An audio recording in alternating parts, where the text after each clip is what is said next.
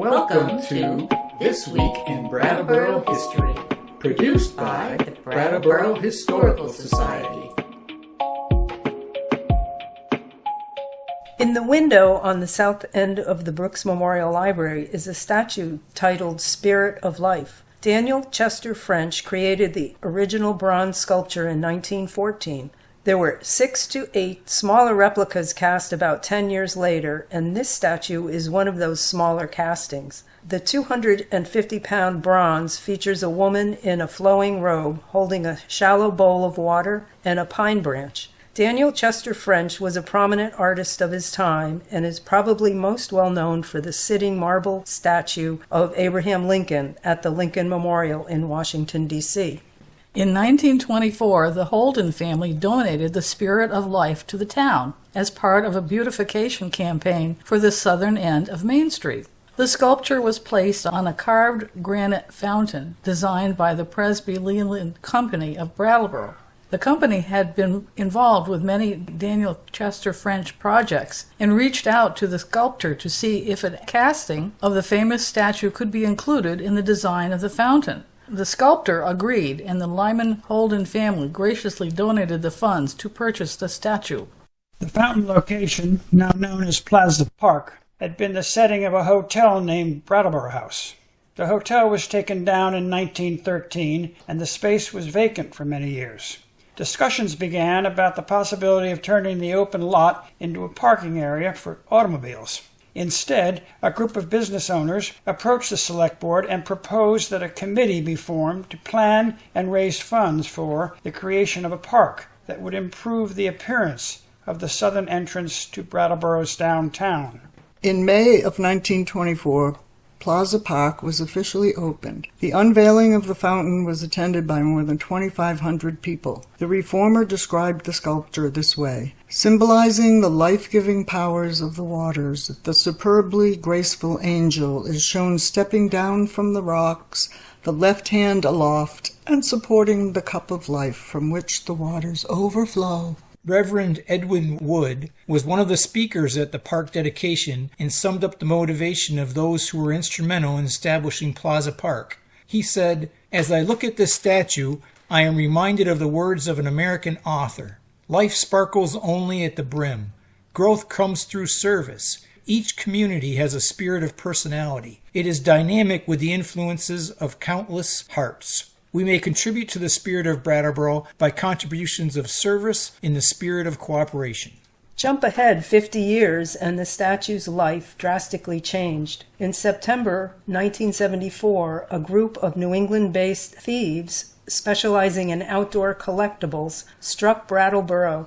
Weathervanes, cemetery urns, and statues were taken from barns, buildings, and parks. The bronze Spirit of Life was one of those items stolen in the middle of the night.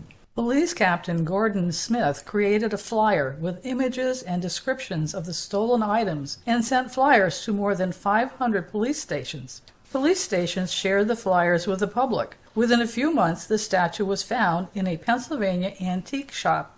Captain Smith personally traveled to Pennsylvania and recovered the Spirit of Life. 11 men from Connecticut were found to be in possession of thousands of dollars worth of stolen public ornaments from locations throughout New England. The statue was held as evidence during the trials of the robbers. In 1977, after the thieves were sentenced to 5 years in prison, the Spirit of Life was placed back upon the granite fountain in Plaza Park. However, in 1980, the statue was pushed from its granite pedestal and left laying on its side in the fountain.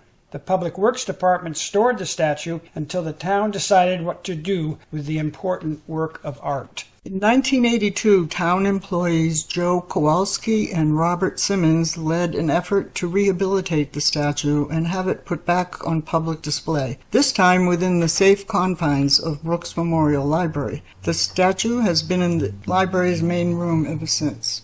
In 1997, library trustees took steps to have the statue restored. The Spirit of Life had experienced some hard knocks over the years, and an art restoration expert from Massachusetts was enlisted to bring the winged angel back to her former glory. Helene Henry, chair of the library's Fine Arts Committee, said the statue's image was so powerful the library had adopted her as the Brooks Memorial Library's logo.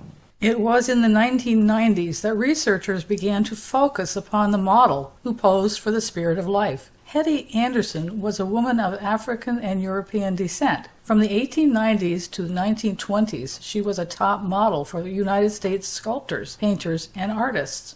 Anderson was originally from South Carolina and spent most of her adult years in New York City. Her image inspired many important artists who created wonderful works that are still admired today. According to the South Carolina African American Heritage Commission, the woman who inspired the Spirit of Life was also the perfect sculptor's model. The goddess-like Miss Anderson was in constant demand during the Gilded Age and beyond by the most celebrated artists of her time. These included John Lafarge, Augustus St. Gaudens, Daniel Chester French, Henry Bacon, Evelyn Beatrice Longman, Anders Zorn, and Adolf Alexander Weinman. Hetty was admired for her stoicism and patience, much valued by sculptors, and would become a muse, inspiring emotional works of art by her very presence. She represented heroic figures and was sought after by artists into her 40s. Her image can be found in New York City's Central Park and atop the city's municipal building. It can be found in multiple museums, universities, and the Library of Congress.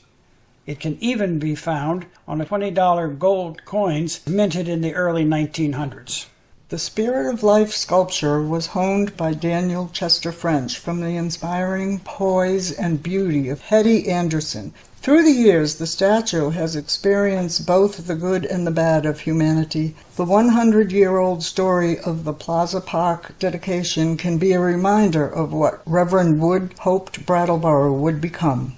A place where people willingly contribute to the common good through service and the spirit of cooperation. May the Spirit of Life remind us of this noble goal.